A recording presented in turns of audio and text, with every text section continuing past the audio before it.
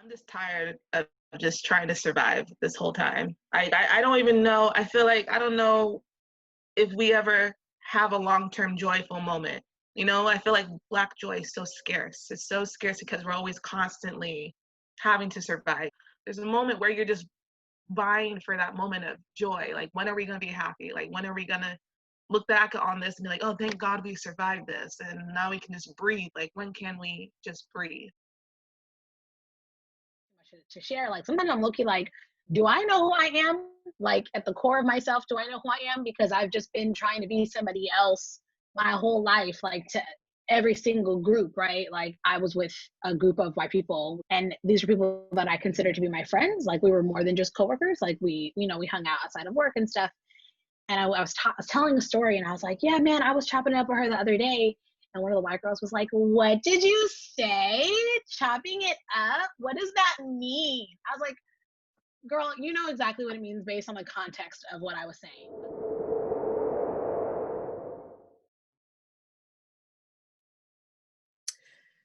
Well, ladies, let's move forward.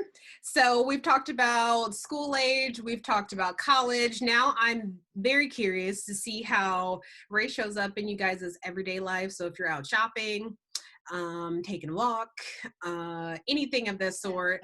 I think being Black in the age of COVID has been very interesting.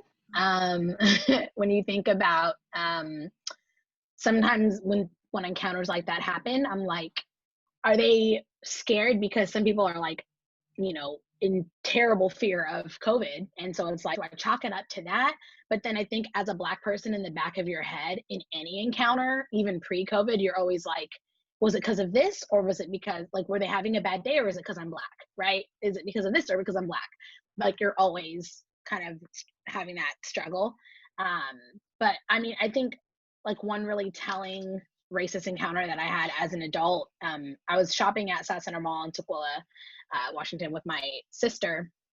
And we had left the mall. We had bought a lot of stuff, had all the bags in the back seat with receipts and everything. And we had pulled up to like the McDonald's around the corner. And these police had like followed us there. And one of the police officers said to me, he was like, yeah, there was like some shoplifting thing that just happened over at the mall. And I guess there was 2 girls and they only caught one. So he's like, you look kind of familiar. And I'm like, I don't know why I would look familiar. And he's like, you run around Tukwila, huh? I was like, no, I don't generally come to these parts except to go to the mall. But I'm like, no. And he's like, and he just keeps asking me all these questions. And I'm like, look, sir, I don't even have a parking ticket on my record. I said, if you want to see my ID or look at the receipts in my car, like, feel free to ask. But like, I basically just asked him to flat out say what he's trying to insinuate. And like we all look the same to him, right? He's like, oh, you look familiar. Like, I wouldn't even say that was a policing tactic trying to get you to admit. No, like, we all look the same. He's just like they'll pin it on any Black person, right? Just especially like Black males. They'll just pin it on any Black male because we all fit the description, right? And who cares? Because our lives are all of the same value to them, which is nothing. So, again, we could be here all night if I just went through every single race experience that I've had, in Seattle alone, of just the constant reminder that I'm Black, the constant reminder that I'm dangerous, that I'm not a law-abiding citizen because of my skin color. Like that, I just think I just live in a constant reminder of that, even though it's not true. And I think in your story, like, the falsehood that like Black people in the US have to be like the perfect citizen, have to have like be an excellent student, have an amazing job, like be the best of the best, in order for like white people to look at them as like exceptional. I think we need to like dismantle that too, because you can be a perfect citizen and racial encounters still happen to you. So what exactly like do you need, but we need to just like break that down, and it shouldn't even be a thing, whether you've run into issues or you've had struggles or whether you have nothing on your record. It shouldn't matter. That's a perfect example of the what happened with Elijah. Like, a lot of people were taking him and personifying him in a way that, you know, like, this is so sad, right? Like, this is extra sad, versus someone that could have had something on their record, as if to say that both Black lives didn't matter. You know, one mattered more than the other, or one was more palatable than the other. And that's not right. You know, their lives should matter equally. And we don't have to have a perfect track record where we live a perfect life in order to matter. I saw some really good like feedback around that, because I found myself looking at him and being like, wow, like, you know, he's so young and he loved the violin, and I played the violin when I was a kid. And so I was kind of identifying with him a lot.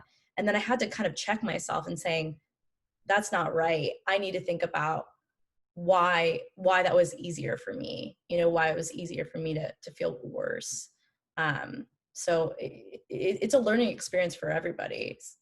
I think it goes back to how the media or America views white people. They can go in the church and kill 9 people, but they're still viewed as a white boy, you know, like they don't see him as this monster that just did this horrendous evil thing. But if a Black person does it, then the media portrays it, or the news media, they're quick to say, well, he has this on his record and he has that. Or again, going back to the movies, like, how are Black people portrayed in movies? Just like Russians are always the hackers or the drug dealers. And my Russian friend pointed that out. I was like, oh yeah, you're right. You know, it's just how you're portrayed has a lot to do with how people view you. Like, when they see a Black person, what is the first thing that comes to their mind? When they see a white person, what's, you know, a white woman and myself, they can probably say, well, she's safe. She's probably like this and this and that. With me, it's like, I don't know. Like, who is she? Like, I have to go extra to let you know who I am and to let you know that I'm safe, or etc. Versus the white person has to do very little because they're just portrayed as safe. But to answer your question, as far as racism and as an adult, I have so many stories. One is, when I travel, you end up taking a lot of cash with you because you don't want to be using your credit card when you go overseas. So I go to the bank and I'm taking a large sum amount, not a lot, but like less than 5,000, let's say, right? The lady is giving me a hard time and saying that this isn't your account, and, you know, I need to see, like, I need your signature, and I'm going to match it with the signature that you open the account with. And, you know, I'm already like losing it. And guess what? I'm going to look like that crazy Black woman who's shouting because you are telling me I can't take my money out of my bank, and doubting that this is my account, you know? And I'm like, I opened this account like 10 years ago. My signature's probably changed from then to now. So I already know there's a big chance that my signature's not gonna match. And the fact that you're making me go through this is just like making me already like I'm worked up. So the manager had to get involved, and I'm like, so anyways, I ended up taking my money out, but that whole experience was just like unreal, right? And another time is registering my son at this predominantly white neighborhood. I'm looking, you know, I'm showing her my lease. This is me, my name, right? She's like, do you live with somebody, or are you renting in somebody's house? And I'm just like, at that point, I want to go off on this lady, but guess what? I'm going to look like that crazy woman again. So I can't. I have to hold it down. I'm like, what do you mean? Like, that's my name. Why would you think that like, she's basically saying, like, can you afford to live in this neighborhood, right? And so many words. But she's saying it in front of all these people in the office, and there's another parent next to me registering their child, not being asked whether they're living with someone, right? Or renting a place in somebody's house. So, you know, you calm down and you explain, like, no, that's me, that's my lease, here's my, you know, being civil. But yeah, so many stories to tell, right? And you know what's funny is she tried to paint it as, oh, I don't know what you're talking about. So then it looks like Black people are just acting crazy. Like, Right. And they're just being aggressive, you know, their favorite word. Yeah, why are you so aggressive? I don't know what you're talking about. I was like, you know exactly what I'm talking about. Okay. Right. Yeah. So let's switch gears a little bit. Still adulthood, but I'm wondering, in the workplace, have you guys experienced racism? And also, do you guys code switch at work? And if you do, why? And if you don't, why not? I definitely code switch. Yes. Yeah, Definitely. I think many of us do. I we've been conditioned, you know, since we came to this country, or we're, you know, even if we're some of us were born here, like we've just been conditioned to be like everyone else. So because there's layers of things that separate us, right? And so it's like, at least if you quote unquote speak properly, right? Which, let me get into that. Uh, then you'll be more accepted and you'll be taken seriously, especially like if you want to advance your career, and you want people to look at you and see a professional and intellectual person.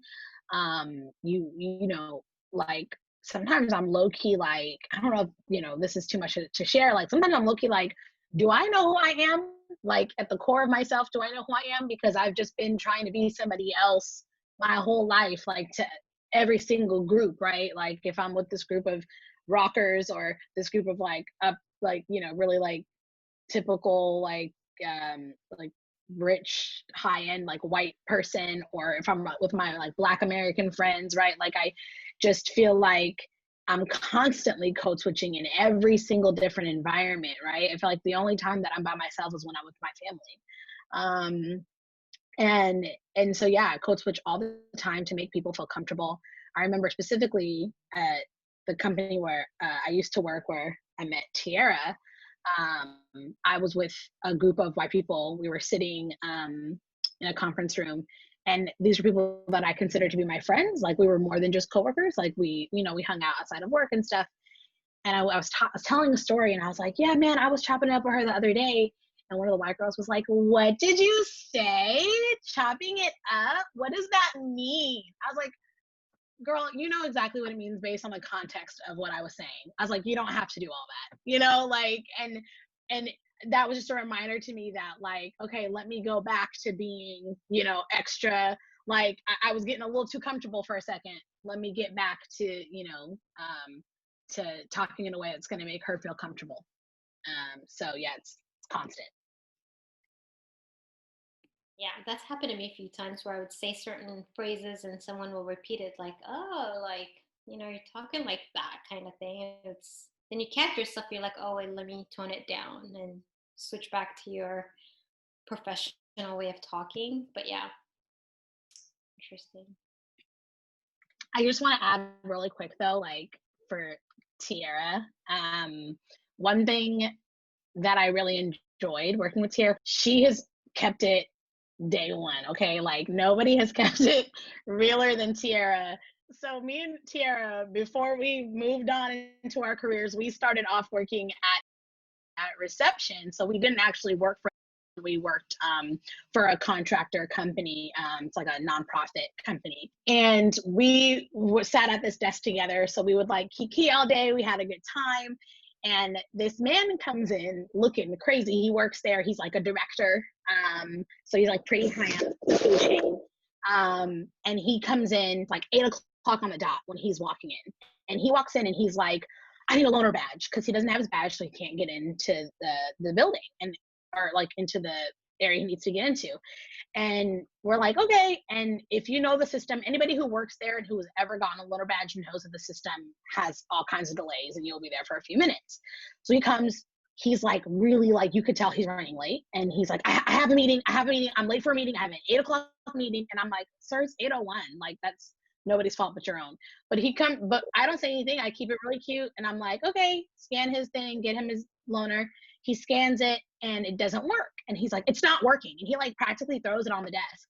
And I was like, there has been delays this morning, so it could take up to 5 minutes. And he's like, oh my God, he's like yelling. So I call security to like hurry up his badge, because they can try to like push it through the system. And I'm calling them, and you know, while I'm on hold waiting, he's talking all kinds of shit. Like he's really upset with us.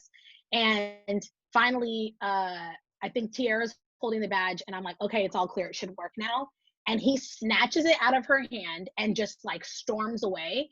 And I'm in shock. I don't know what to say. I didn't even feel like I really had a voice in that moment, that I could say anything, because he's a director. I don't even really work for the company. I'm a contractor, right? Like, I can't defend myself. Tiara didn't care. She didn't care what level he was. She didn't care, you know, that he was white. She didn't care about any of that. And she was like, you could say you're welcome, like, as he's walking out. And I was like, oh my God, Tiara. And she's like, oh, you're not gonna talk to us like that. You could say thank you. And the other thing Yeah. is, That's what she said. Yeah. You could say thank you.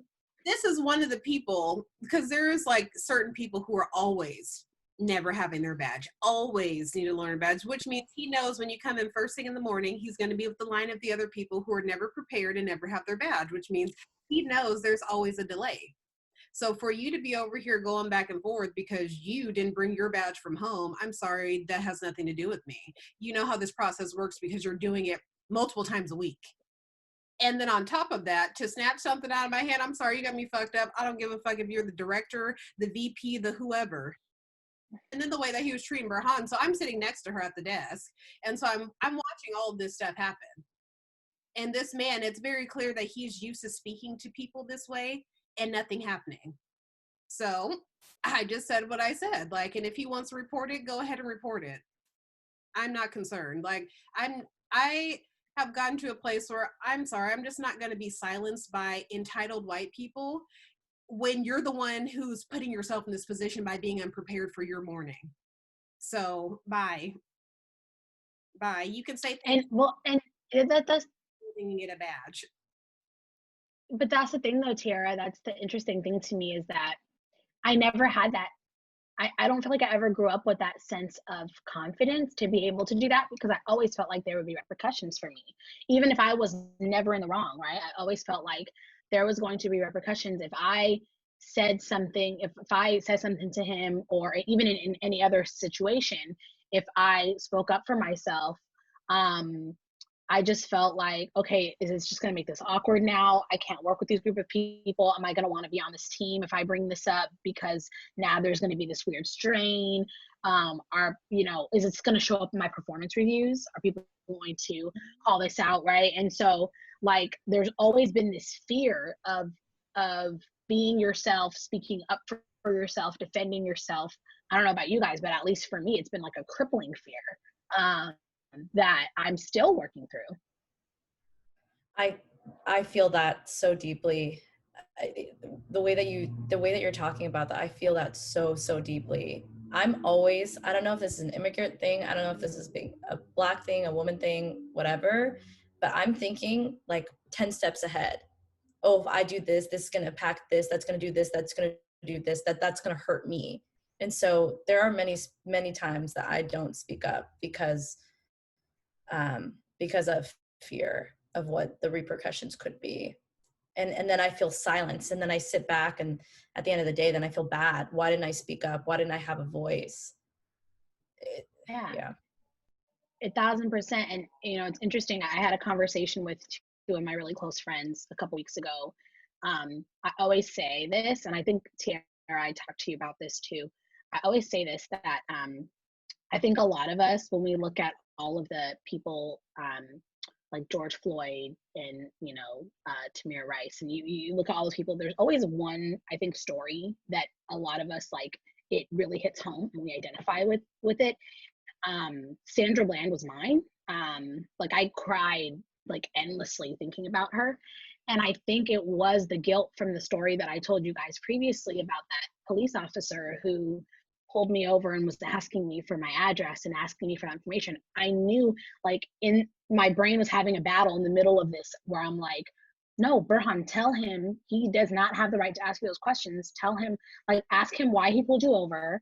If he wants to give you a ticket, give you a ticket, but he should not be asking all these other questions. Like, but I was like, no, like, I have to just follow, like, he's a person of authority, like, he can do whatever he wants. It's late at night, I'm by myself, you know what I mean? Like, who knows what could happen? And I always think, like, if I would have spoken up, could I have been Sandra Bland? Could that have happened to me? And then it makes me feel like, what she did, standing up for herself, and then dying, you know, I'm like, a part of me, like, I really lost it for a minute there, because I was like, did she die in vain if all of us continue to you know, just like to not stand up for ourselves, to not stand up for our rights, you know, like, did she die for absolutely no reason? Because if she just would have complied, maybe, you know, maybe she would have been okay. And so there, it's like, did I do her wrong, right? And I just cried thinking about her. So it's just, I don't know, it's hard. Yeah, I think you have to balance it out between saying what you mean versus being written off, right? Like, it's happened few companies where, you know, you have a good track record, you know, you're like the good employee, good performance reviews, and, you know, you're on the right track. And then one time you decide to address some body or some situation, then it's like it undoes everything that you've done. And it's like, why is it like that with us? But if it's a different color white person, then they can say whatever they want. They're not going to get written off. As in, like, oh, you know, you're just now painted a certain way, right? Like, you could just lose it within one bad experience, or one bad day will ruin it for you. But for someone else, they can say whatever they want. They're allowed to have a bad day, or, you know, the wrong tone, or say something, and they're okay. So that's happened to me like multiple times in the workplace, to where now I'm like, well, I gotta be careful, because I'm building up, and then it'll just be one situation where I could just lose it all, which is kind of a scary place to be, because then you're always holding your tongue or holding back, or does my tone sound right? Do I sound like this, or do I sound defensive, which I've been told in the past. It's like, why do you get defensive when you're given, you know, criticism or whatever, you know? So, but just that experience of like, hey, I could work so hard, but I could just lose it with one bad experience is, you know, it's exhausting, because you always have to be on, you know? Yeah, that's been my experience at work too. The way that I've tried to manage through it is just acknowledging that I have to work harder and I have to be that much better than my white colleagues. And so, you know, I'm a product manager. And so if I know that I have a goal, you know, to maybe the typical goal is to maybe launch 20 products a year, I will triple the number and look to see what I can do to exceed the expectation, because I see the white men around me, they get promoted doing half as much work, you know, being, you know, sometimes incompetent, and, you know, they're still able to get to where they want to go because there's someone in leadership who sees themselves in that person. And I know I'm never going to get that kind of break, that kind of support. So it can be incredibly frustrating. And here at my current company, I've definitely been in that situation where there was one situation, and I was in a meeting with some colleagues, and we were just talking about like a content development process. And I made a point about making sure the product managers were looped into the process. And for whatever reason, I left that meeting, and the perception was that I had stormed out of the meeting. I had not stormed out. There was a VP level meeting that I had to attend, and I was running late. And so I said, oh, I just realized I'm late for this meeting. So I left. But the perception afterwards was that I was very rude, in that I stormed out of this meeting. And I made someone cry, made one of my white colleagues, this white woman, cry, you know, so it was over. You know, I had this great track record, and in that one interaction, it was completely ruined. You know, it came up in my performance review. I won't even get into the details of what was mentioned there. It just didn't make any sense. It didn't reflect reality at all. And based off of that one interaction, I was just totally off track, and that, it was just awful. It was awful. It took months to get out of that situation. It was just, I had to switch teams, all that nonsense.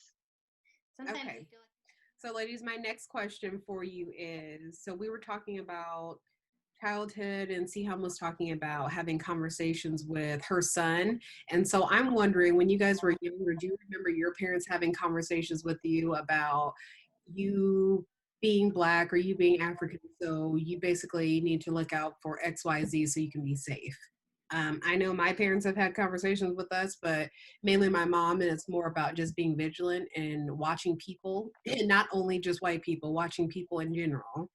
So I'm curious if you guys have had the same things where your parents are kind of coaching you so they can make sure you get home safely. No, for me, I don't think my parents coached me until I was an adult. And I think because since they first came here to the U.S. from Nigeria, their goal was to figure out how to Americanize, to get used to their surroundings, to survive just being an immigrant. And me growing up here as a first generation, I had to then, like, my concerns about people making fun of my skin tone, or my concerns about people bullying me, or like managers not being like supportive. I had to like learn all of that on my own until I finally reached like my 20s, where I was in the workforce, and then that's when my parents were able to disclose more about their experience, because I guess maybe as a kid they're trying to shelter me from it by saying just ignore it, just ignore them, because that was always a thing. Like anytime I had an issue or I felt bad about people making fun of me, or from childhood to young adulthood, it was always just like ignore them. And it wasn't really a full conversation. So I had to navigate all that on my own with my siblings. But now we're being more open. Now we're talking about it more. And it's good because like before, it just felt like I was holding everything in, even as like a young adult and teenager. And so it was just, I didn't know who to talk to.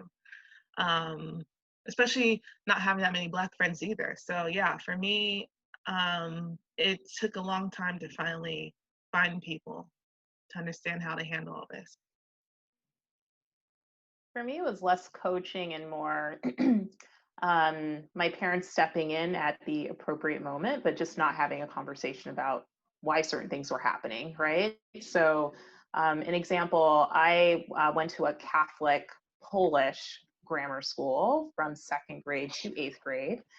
And my brother and I were the first Black kids ever to attend this school. And so, for the most part, I had an okay experience. It was kind of mixed, but, I worked hard in school, did well, got good grades. And by the end, I got to eighth grade, and I was really looking forward to graduating. I was on track to be a valedictorian and was super excited about it. But then when it came time to actually do the ceremony for graduation, my parents and I, we were informed that I was not going to be the valedictorian. I was going to be the salutatorian. And they admitted that I had the highest grades in the class, but that I was not a cohesive force in my class, right? So, I was very shy. I mean, I was very quiet. I did my work, bookworm, just, go home from school, do the work. I was very sheltered. My parents made sure that, I was always home doing the books. And I remember my dad being really pissed off about this. And so he marched down to that school, had the conversations with them. You are not going to do this to my daughter. But at the end of the day, they did not budge on their decision. And as I think back on that, like there were multiple points in which he had to go down to the school because something had happened or I was mistreated, but we never talked about why the shit was happening. Which is really interesting because I think their approach was just to kind of shelter me. And, I wasn't allowed to like sleep over at friends' homes. I wasn't really allowed to go to parties or anything like that. And very similar to Tayo, like we didn't really start to have these conversations until I was much older. And I started complaining about like how I was being treated at work and what was going on in the workplace and the racism that I was encountering from my managers. And at that point, my dad started talking to me about his experiences at his jobs and what he's been going through. But yeah, I don't know. And I think it's tough because I don't have kids and I'm, but I hope to someday. And I thought through how do you parent your kids? You want to make sure that they can be happy and fully realize confident human beings and be joyful. But at the same time, there's this reality, and you have to make a choice as to whether or not you should make them aware of that. But then they have to carry that burden with them. So I don't know. I don't know what I'm going to do. But I know my parents, they tried their absolute best, to try and shelter me from the reality of things. Question. I wanted to ask, is this an African thing where parents don't necessarily talk about the issues they face in the US to their children to help them navigate it? Is that a thing? Because I feel like I've never really. I don't know. That was my experience. Yeah. I feel like it is a thing with a lot of things. I talk to a lot of my friends, and it's not just race, but so many things that happens to you. You go to your parents and they don't want to talk about it. So they have a hard time talking about emotions or hard conversations with their kids. I think it's a culture thing, at least for our culture. They don't really want to have those difficult conversations. So I think that might be a thing. Even like other serious matters, like being a girl and being, or even about sex. They don't really talk to some do, but for the majority part, they're not really comfortable having those conversations with their kids, at least from my experience. I mean, I think when I think about my parents, and I think a lot of our parents who migrated here, their first priority was just surviving, right? So I don't think race was the first thing. My parents have experienced so much racism. I talk to my dad and he'll tell me story after, my dad's a mailman, and he tells me story after story after story of just the blatant racism that he's experienced. And I've seen it. I met him on one of his routes once to bring him lunch with my mom, and right in the middle of that, we walk up to this white lady screaming at him, calling him an Iraqi and saying all of these things because she thought my dad was stealing her mail. Her mailman was stealing her mail. And they experience so much racism coming here, especially we don't have the accents, right? They have the accents. A lot of things they probably were navigating through this country, social norms and things that they're not familiar with. And so they just have a thick skin, man. They just came here and they hustled and they worked hard and they ignored the criticisms. They know who they are, right? And they knew what they came here for, which was us, right? And so I didn't really start having in-depth race conversations with my parents until I was a little bit older. And then, my dad, for being from Eritrea, being a quote unquote voter, he's super woke. He's very educated, and he understands, and he, I don't have to coach him like I do my mom. He understands, and he's here for the movement, and he puts us on game on how to navigate the world. But I mean, him also, there's this division on strategy where my dad's very much lay low, put your head down and just get through it, ignore it, right? Because that's how he coped.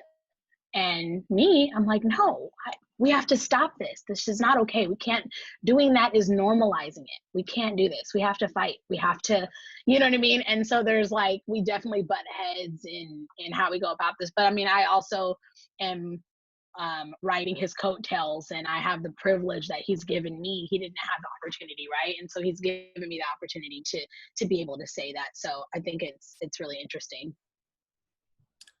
I think it's generational trauma. They fled from areas that were very, very complicated and have seen really horrible things. And to come to this country, the focus is on survival. It's not on anything else. And you kind of have to push everything aside in order to protect their children. And so I think it's exactly what Berhan said, is that now we kind of have a language, or we have an opportunity to do a lot of things that they didn't have the opportunity to do. And we're able to have these discussions on a very deep level when they didn't have the language, right? Their focus is on survival and taking care of their kids and just learning what this land was. And now we're then taking this and are trying to do what they didn't have the opportunity to do. So I think the conversations happen much more as an adult. And I've had some really, really great conversations with my mom. And I think we're really kind of breaking down. I mean, I think there's challenges in all of our in all of our countries, right, in terms of gender and colorism and things of that nature that also need to be addressed. So it's a learning experience, but I think as an adult, it's more of a conversation that we had versus really just trying to make it through. Yeah, I think I just got tired of, I understand their perspective of when they say to like just ignore it, because like you both are like, all of you were saying that they worked hard to get here. They had to, you know, adjust to survive these situations of being a foreigner and trying to get their citizenship here. But like now, since we now have the privilege of like reaping the fruits of their labor, it's hard for me to just like continue on, you know, just like keeping silent nowadays, you know, just like, oh, I don't like it when this happens to me. Like I'm very vocal about that. So I think like now, yeah, we're talking about race more at this age, but like I feel like we clash when I'm saying that I want to stand up for myself instead of just like, okay, I'm gonna just ignore it and be quiet like you told me to. So I think that's the struggle where my parents and I are currently at right now, trying to figure out how to stand up for yourself, but also be safe and not face repercussions for being strong. Right. So breaking off that, you guys, how do you think all of these life experiences have manifested mentally and physically within you guys' communities? I guess for me, it's I've definitely struggled with my mental health, and I, you know, as a result of, I don't know if it's like this current company or whatever, but I believe to be in this current company, you must be in therapy. It is now, so for me, it is a requirement. I'm in therapy now to make sure that I'm managing through my mental health. And I've also come to the realization that corporate America long term will not work for me. I believe that even if I'm able to get to the level that I deserve to be at, I'm going to encounter more racism based off of the conversations that I've been having with some of the higher level people I've had the opportunity to meet at the company. And so I'm really focused right now on just financial independence and saving as much money as I can and investing as much money as I can to retire early. I have a spreadsheet that I'm working through with my husband, and I've been telling him, like, you know, my husband, you know, he's white and, you know, he's fantastic. He's well educated, you know, he's read all the history. I'm able to talk to him and feel very safe in the relationship. But with his experience at work, he's had a very different experience. You know, he shows up and he's very smart and capable, and I don't want to take anything away from him, but, you know, people immediately start talking about, we see you as a leader. How do we get you to the next level, Bob? You know, so it's, it's just, I'm not having that kind of experience. And so I told him, you know, I'm like, I'm leaving corporate America. You can continue to work. I'm going to hit this certain amount of money and get my money back, and then I'm going to figure out what I really want to do with my life. I don't know. I'm still figuring it out, but we'll see. But for me, it's very much just focus on, you know, let me get this money back here. Yeah, I left my last job because I had to save my mental health, you know, the one in Seattle. But yeah, it's like, it's just the inferiority complex that's there. Like, that's where I noticed when I got older, I had a lot of people telling me, you're doing good, you're doing great, you're doing so much, you're working too hard, oh, you're pretty, you're nice, like they're like reaffirming all these things that's inside of myself. But I never believed it because I grew up not trusting it or being told otherwise. And that's why I'm still in the phase of unlearning it. It's like constant. I'm so mad every time I want to do something. I self-sabotage because I'm like, oh, these people are going to treat me this way. They're going to pay me this much. They're not going to give me a promotion if I work hard. I'm going to be looked as other if I dress differently. Like, it's this constant self-sabotaging because that's what I've learned. And trying to unlearn this inferiority complex, even though you work hard, even though you are good, even though you're perfect the way you are, is a battle within its own self. And the fact that, for example, a man or anybody white can just walk in and they'll be like, oh, you have leadership potential. And then for you have to, like, what, be 5 years a slave again just to get like into the house?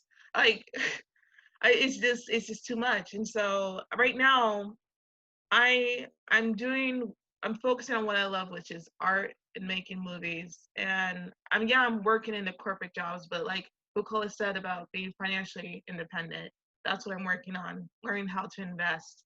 And so I won't be self-reliant on these systematic structures meant to deteriorate me or destroy my soul or my Blackness. I have to say, I'm thankful for quarantine because I felt like I was so exhausted just running around trying to put on this face and, like corporate America, multiple times where you work really hard. There's plenty of times where I do the work and then the credit goes to somebody else that barely did any work. And it's like, the credit is not there, the growth is not there. Like from my experience, I should be somewhere else. I'm not totally unhappy where I am, but when I look at it, it's like my experience is way more than where I am right now. It's like it's not a bad place to be. I'm grateful, but it's like, someone else would be way somewhere else. So I feel like I'm still just stuck behind. And I'm like, is this even the right career for me? Like Bukola said, I'm thinking like maybe I should switch careers somewhere where, I don't have to work in corporate America, because it's just, you feel like you should be somewhere, but you're not growing as the speed, or your work doesn't show for it, right? Another thing is, like, I noticed some of our cultural people, they work in places where you don't have to report to certain people. They like working on their own. And I think that's because they just can't handle the treatment like that we deal with. We put up with a lot, and not everybody can do that. So I noticed like they go into owning their own business, or being even like Uber or taxi drivers. They're just like, I'm gonna work for myself. Like, you could do way more, but like I'm just not gonna deal with corporate America. So I see that a lot.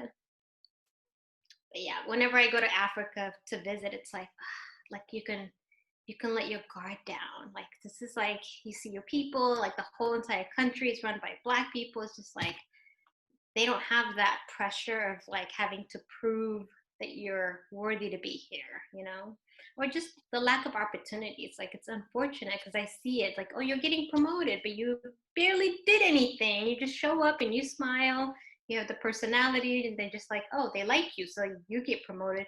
Yet it's the work that I'm doing that's getting you promoted, because literally you're taking all the credit, right? So Yeah, +1 and agree to all of that. I feel like how it has like manifested, at least in like my life, is I too have been doing like a lot of unlearning of like the notion of like Black, like being Black and having to be exceptional in order to like fit in. And like I've been taking the time to be like, no, I just want to be. I just want to exist in just my Blackness and not have to be like here all the time, and that is so hard because my normalcy of what I've created in like the professional space, which I mean, it's only been like 3 years since my undergrad, but it's like I have to be working like super hard all the time. I have to like be okay with like little microaggressions because that's just like what it has to be. I have to like always be on point all the time. I can't like even little things, like I'm very mindful of if I am in a space with a lot of other, like with Black friends, with my Black friends at work, I'm like, okay, we can't like all hang out for too long because then like people are going to start saying stuff. So I'm like very mindful of those little things, and that's something that I want to like unlearn, because that's not normal, and it shouldn't be, but I feel like for so many of us it is, and that's just how we have to like maneuver corporate America, and it's like so unfortunate. Yeah, I agree. For me, I went to school for psychology. Mental health is like very, very, very important to me. And I think that I didn't understand why I had such a notion, or I was so focused on being perfect and, doing well in school. That's kind of something I'm sure all of our parents said, you need to get a good education. That's going to be your way out. That's what you need to be focused on. And then you get positive accolades when you're doing well and when you succeed. And you kind of create something in your mind where, okay, I succeed. And now we're in these positions where there's not a lot of people that look like us. And so you have the imposter syndrome where, should I even be here? Right? Like, I think I've been blessed to have a good manager that's actually very supportive and really sees the experiences that I'm sharing. And I think in that sense, that's something that I feel very happy about. But even that, like, I still have a role that's external, right? So I'm experiencing microaggressions. I'm experiencing a lot of things where it's really hard to understand, is this as a result of me being young? Is this as a result of me being a woman? Is this as a result of me being Black? I don't know. Could be one of the three, all three, you know? And so I think I have to be checking in with myself in terms of mental health, because a lot of us, I've heard, as we've talked about this, have these perfectionist tendencies that we're going to have to unlearn, because it's driving us to feel levels of exhaustion that is not sustainable. And I can hear it and I can see it in the way that we're talking about mental health and how we're feeling in these spaces. I definitely agree. Thank you guys for sharing that. So in closing, my last question for you guys is, what do you have to say to the people who believe that race is non-existent? Because we're in 2020 and, you know, we're past that shit. Or, are you sure that was a race thing? Everything's not about race. What do you have to say to those people? Read, learn about the history. If you don't want to read, watch a documentary. Start with 13. I don't know. Like we're in a day and age where we have access to so much. And if you're not taking the initiative to learn, that is a choice. It's not that there's a lack of resources. It's you making an active choice to not want to learn about someone else's experience. So you need to educate yourself. Like, if they're not loved ones, either then, like, I feel like we're just tired. Like you just said, Google it. Google. Because we're not going to be teaching you all this stuff anymore. It's just like repetitive for us, years after years, decades after decades. Like, you know, if that's what they want to believe, then they just remain ignorant to the world and other people's perspective. And like, if they really are concerned about this really existing, just like how people think the coronavirus doesn't really exist or masks really don't help, it's hard to prove someone wrong or hard to change someone else's mind when they're so invested in their beliefs. And honestly, like you said, Google, or else, you know, I'm sorry, we ain't talking. Yes. I'm no longer talking to these people, so I give them to God. And I think that at this point, if you don't see the issues with racism in this country, God can love them, but I certainly don't have to deal with them. So that's my point of view on it. Amen to that, because I feel like I've taken that same stance, Bukola, where I am not really, I don't have like the time and energy, just because my energy is being sucked in like so many different directions. So I've kind of taken the stance of, it's not my duty to educate you or to like go through all of history and like explain it to you, or like explain my experience and so many of others over and over to you, you know. But I just don't understand why some people, it's so difficult to understand. If all these people have these experiences, if all these people are sharing like similar sentiments, you would think that like, there might be like an issue here, you know. It's so draining. Yeah, I think the root of the issue is that people feel the need that they have to be right, instead of, how do I get this right, you know? Now, there are people who will explain this to them. And I salute those people who take the time and energy and who are very articulate in explaining, who have the time and day, whose jobs are to educate those people. Because like they're saving us a lot of stress and mental health and, you know, PTSD or triggers from having to encounter this. So those people who do that, that's a whole nother level of strength. Shout outs to those people that are out here educating. There's levels of racism as well. Like we have white friends, I'm sure a lot of us, and we can do our part to have those conversations with them and be willing to let them know what our experiences have been, which I do with a lot of my white friends. If I have a racist experience, I will tell my white friend, whether she or he is going to understand or not, I'll share my pain with you and say, I just got treated X, Y, and Z. And yes, there's been times where they're like, well, do you think that they were trying to, da, da, da? And I'm like, you know, no, they were not trying to do that, but I'm still having that conversation. And I'm sure it's uncomfortable for them to hear it, but I still have it, right? But when I see like extreme KKK style racism online, or, you know, somebody posting some really hurtful racist, I don't even go there. I'm just like, you know what? I'm not going to comment. I'm not going to reply to anyone. I'm just going to move on, because that is way too deep for me. Like, it's not healthy for me to get involved with that. But if somebody doesn't realize there's racism, it's like, if you've never been in that situation, then you can't really talk, right? It's kind of like saying, I understand as someone that just lost a loved one. If you've never lost that, you know, a son or a daughter or whatever, loved one, you can't say you understand because you've never been there, right? So I feel like they can't talk until they've been in our shoes, and that's kind of difficult to be in our shoes because you've never been Black, right? So there, I appreciate those that do understand, that try to understand, they try to have empathy, and they speak out. There's a bunch of them, and I appreciate them.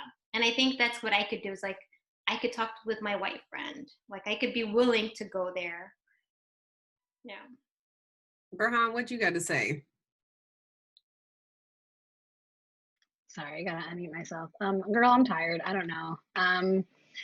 I I don't have much to add. I think everybody, you know, stated it pretty well. At the end of the day, I think, yeah, I'm also one of the people, I don't like to waste my breath too much, like on something that I know. I've learned I'm no longer in the business of trying to change people's minds, right? That's not, and I don't think any of us should be trying to actively change anyone's mind. I think for me, I'll speak my truth when I need to, right? And if I'm in a conversation with somebody who, you can tell when somebody's like okay with listening to you, when you think that like they're going to be at least a little bit open-minded. If I'm having a conversation with somebody who's maybe resistant to some of my views and doesn't quite understand, I'm open to having an open conversation and just sharing my experiences, because how would you know if you haven't had those experiences? Like, you're not going to understand. So like, just shining some light on my experiences, sending resources, right? And I think and also I always maintain a level of just calm, because I never want to alienate a potential ally, somebody who simply doesn't understand and who was raised hearing things contrary to the truth, which is so more than common globally, especially in this country.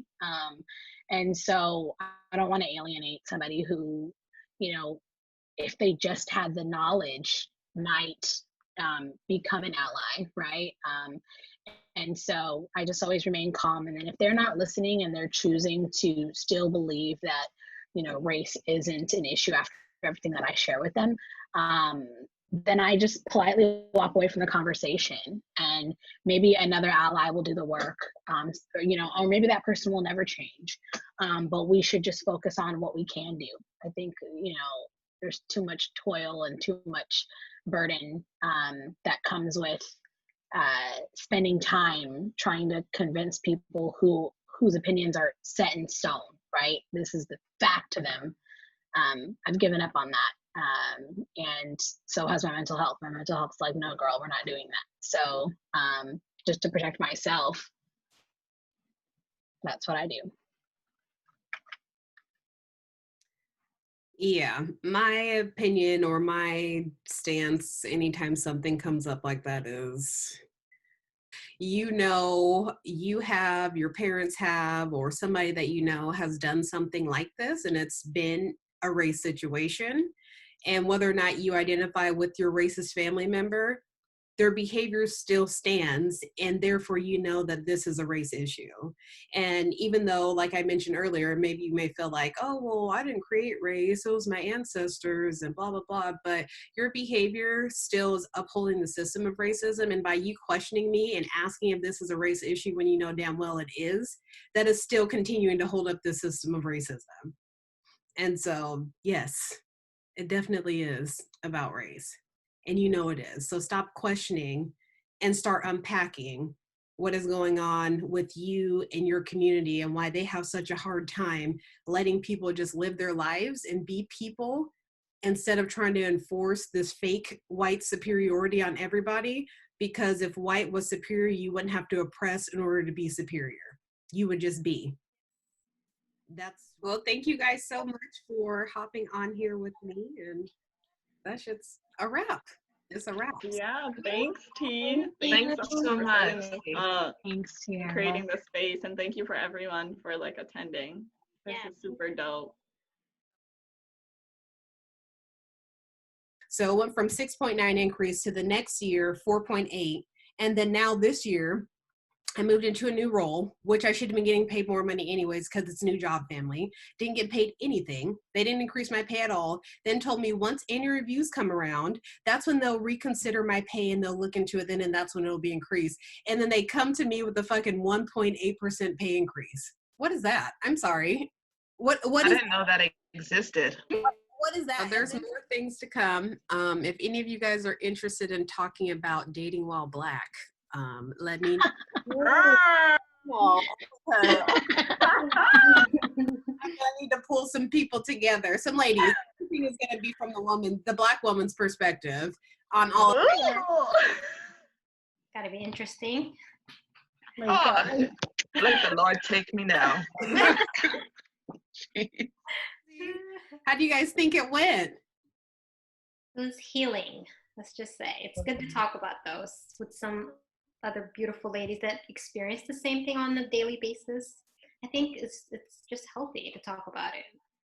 I think this just shows the commonality we all have, being African American or Black American, that like at the root of it all, we have similar common experiences, and which is why we need to hold on to each other much more tighter than we've been before.